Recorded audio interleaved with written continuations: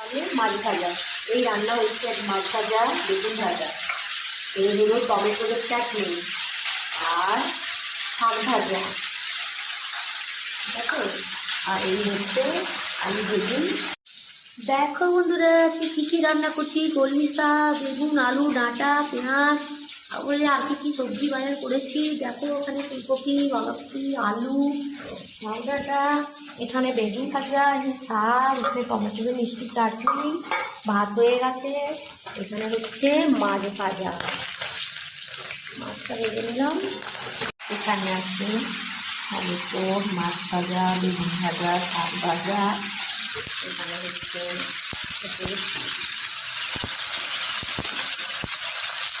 এই হচ্ছে আজকের মেনু বন্ধুরা। ভাত আছে, মাছ ভাজা আছে, বেগুন ভাজা, শাক ভাজা, টমেটোর চাটনি, ডাঁটা, আলু, কাঁচকলা দিয়ে মাছের ঝোল। কেমন হয়েছে?